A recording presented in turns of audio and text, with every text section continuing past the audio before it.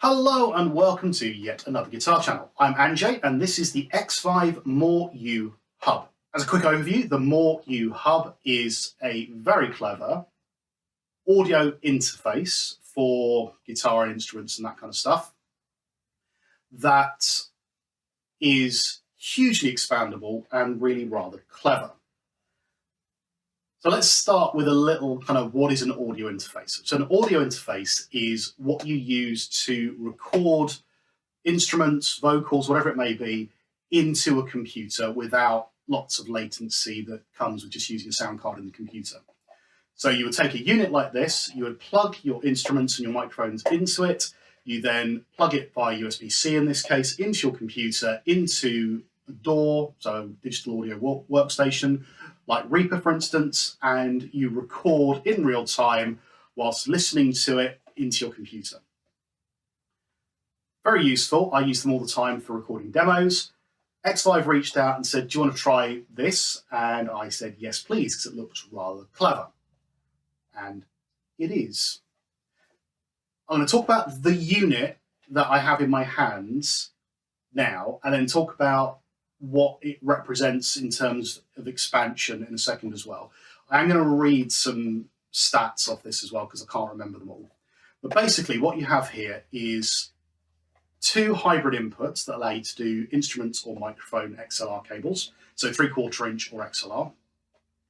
You have a 3/4 inch headphone out and a standard headphone out, both of which work at the same time. You have you have outputs so that you can send this to a monitor. You have MIDI in and out, so you can control it with MIDI. You have an expansion port here, which is to do with expanding this out to use more interfaces. And then you have a series of controls on the front. Now, the ones that are interesting are the mix and the reverb. Put simply, what this allows you to do, which is unusual for an audio interface, is mix what you're hearing differently to what's going into the computer. So for instance, if you are playing guitar and using a microphone at the same time, which is probably not a good idea if you're recording both at the same time, but bear with me. What you're able to do with this is change how much of each you have in your ears and add some reverb that only you can hear.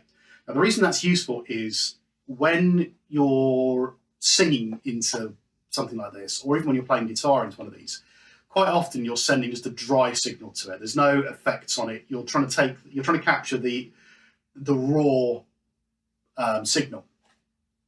And when you're singing, the raw signal often doesn't sound as nice to your own ears without reverb. It's the natural thing you want to hear, especially if you're in a very isolated room with no kind of natural reverb off the walls or anything.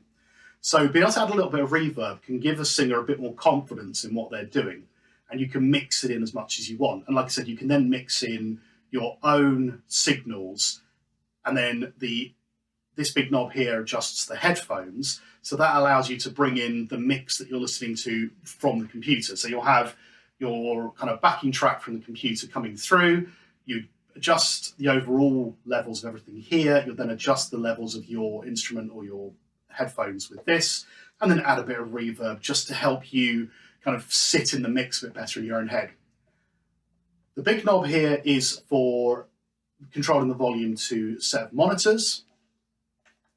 These two dials here control the interface, which I'll kind of show you some footage of in a second. And then you have some extra buttons here.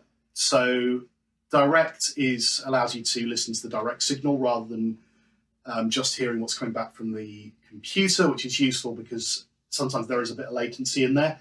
So if you're hearing the direct as well, you don't have what can sometimes happen where you get like just a few milliseconds, but it's enough to put you off slightly.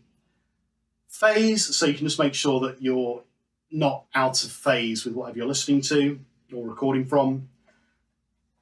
High pass filter, so you can roll off some of the low end, especially when you're doing vocals. That's quite useful, getting rid of some of the rubbish at the bottom end. Instrument in, just to adjust whether you're using it with an instrument or a XLR cable. and then a 48-volt phantom power button, so that if you've got microphones that need power, you can power them, essentially. You also have a button in the middle here, which allows you to speak into this unit. It has a little microphone in there, so that whoever's got headphones on can hear it. Now, that doesn't sound very useful, but I'll explain why it is in a second. So far, the only thing that really sounds all that clever, I suppose, is possibly the fact that it's got its own mix and reverb. Now, what makes this really clever is that it's expandable. So this unit can sit at the heart of wherever you are. You can then have up to 8 other units connected to it. Now, you can connect other hubs, or you can connect like these little satellite units they have, which just have the mix and kind of the headphone controls. That means you can expand this up to having 24 inputs, all powered by 2 USB leads. You need to have 2 in here, one for the actual audio connection, one for power, if you're using more than one unit. One unit, you just need to put one USB lead in there. But it'll then power all the other units off USB. They connect via an XLR cable, and the XLR cable is what carries the power between all the different units. I saw a video saying that you could have up to 100 feet of cable on one of the units, but basically the idea is that you could have multiple units either in the same area or across different rooms, so everyone's isolated, which is where this microphone button comes in, because you can then press this and speak out to all of the units all at once. Even, I was recording a demo with my daughter. She was sat in one part of the room, I'm sat in the other. Even then, with the headphones on, it's really useful to be able to just press this button, even in the same room, and talk through it to be able to get to my daughter who's wearing the headphones. So already, this replaces a standard audio interface. And then if you want to expand on that, you can do. Or if you've got sort of a band and all of you have one of these units, you can all come together into one place, connect all the units up and record that way. So, they might be using one of these at home for themselves, and then they bring it into the studio, you connect them all up, and you've instantly got this sort of multi-connected USB interface for your recording. Each person having their own personal monitored mix, one person being able to control the overall inputs, which I'll show in a second, and then all of that then mixing into your computer. So I'm just going to read off here and see if there's anything I've missed. So expandable units, More You Hub is the heart of the system, can expand it up to a total of 8 stations. True gain mic preamps with 60 dB of gain in 1 decibel steps for precise setting and recall. Phase and high pass filter, already done that. Connects via USB, LCD screen, which I'll talk about in a sec. Auto gain on individual channels and all channels. Yes, now that's really important as well. So you can set the gain manually, or there is an auto gain that allows you to, per channel or pour across the whole thing, sing or play your loudest. It'll set the gain to then match your input. At a channel level, that's really useful, because if you've got 2 singers who are very different volumes, you can get them a bit more leveled on here, so that when they go into the computer, they're already at a decent level, rather than having to then manually go through and change it.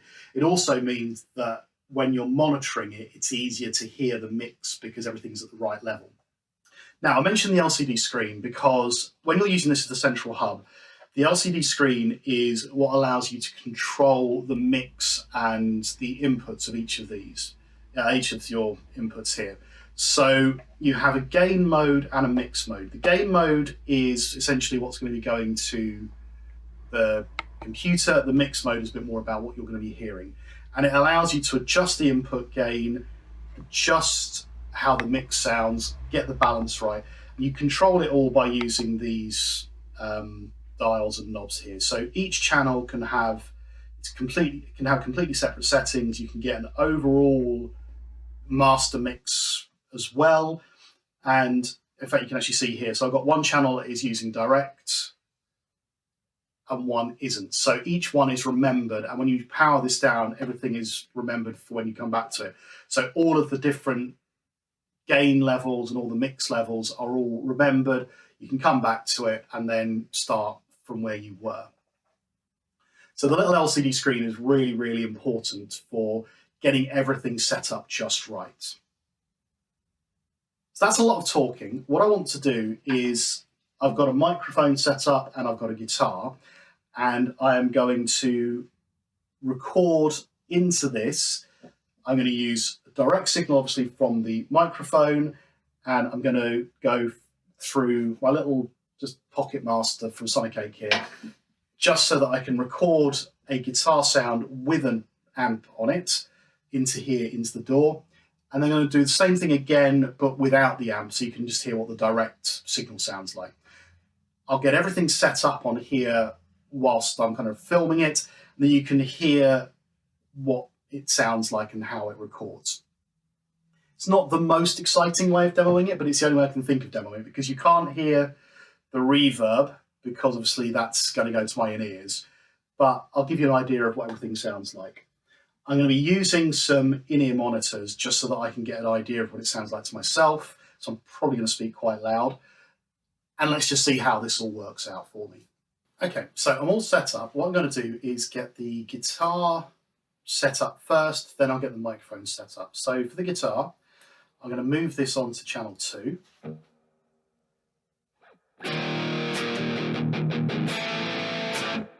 Now the signal's not coming through all that loudly into the door, so I'll do the auto gain for just this channel.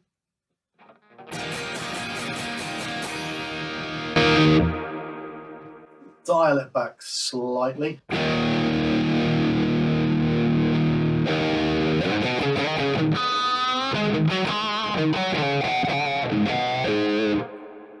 Down a little notch.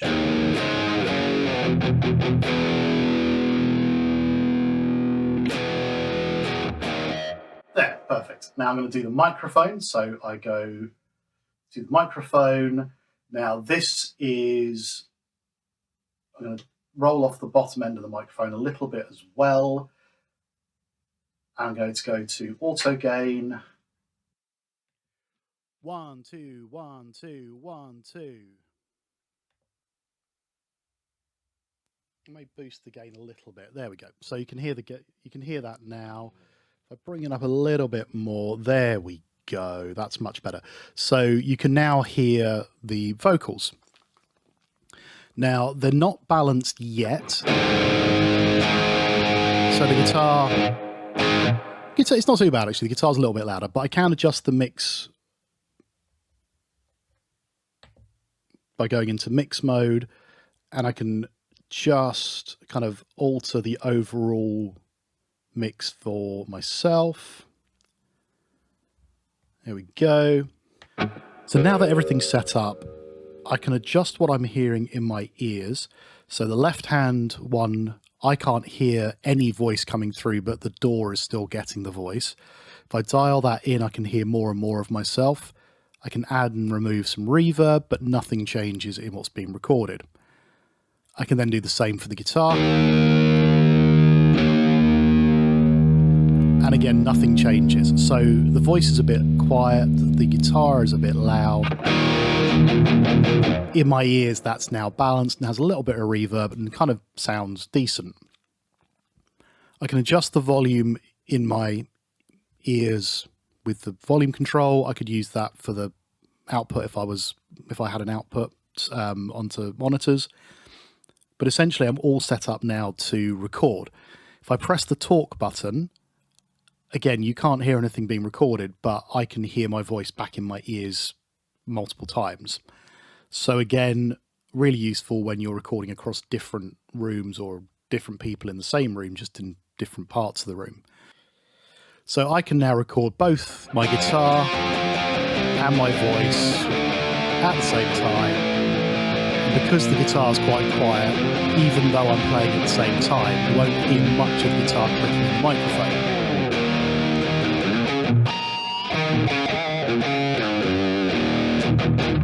Now, the other thing that I said I was going to do is just show you what it sounds like recording the instrument directly without any amp signals. So if I unplug this,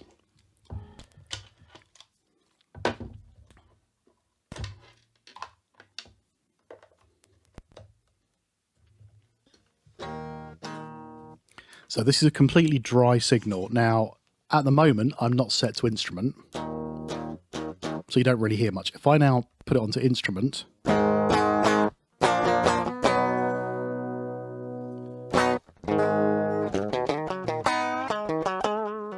Without changing the gain settings, it actually records at about the same volume as before, but it's a completely dry signal. I can add a little bit of reverb in just so I can hear it.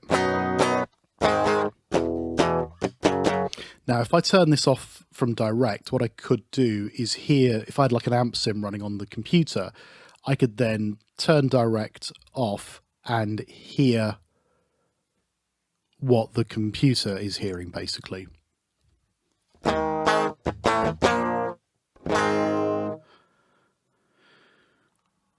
Now, obviously, as a dry signal, it doesn't sound as fun for me.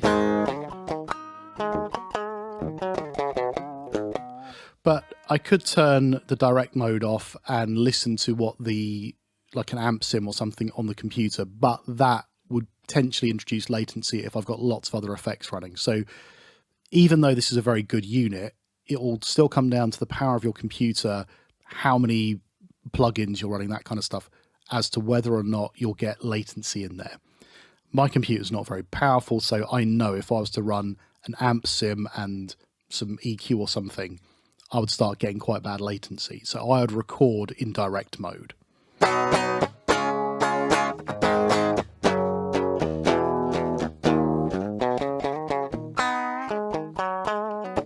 Which I imagine, had I got an amp sim on, would sound pretty cool. But anyway, so yeah, it doesn't take any time at all to get this set up.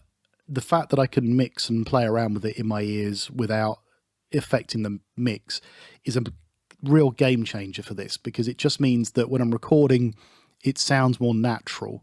And I think that's one of the biggest problems when you're recording with headphones on, doing direct dry signals, trying to avoid overheating your computer with loads of processing.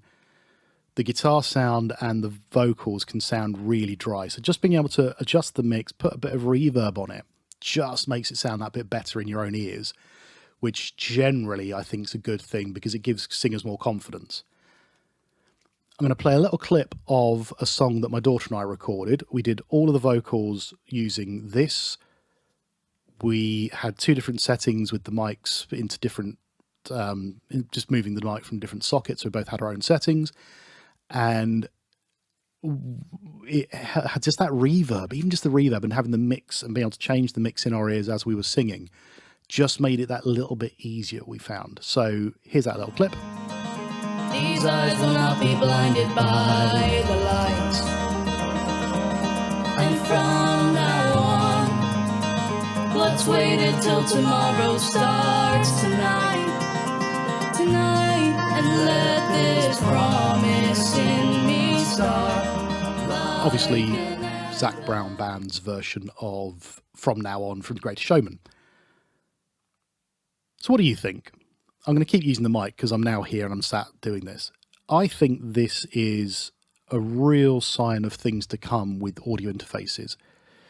It's not cheap, but it's not expensive. So about £300, I think this is a really competitively priced unit. It does everything you want. I love the fact that it's got like this rubberized outer, so it's actually pretty hard wearing. It doesn't slide on the table. If you drop it, I reckon it would survive if you hit the corners or the edges. It feels solid. It sounds good. It does everything I want from an audio interface and a lot more.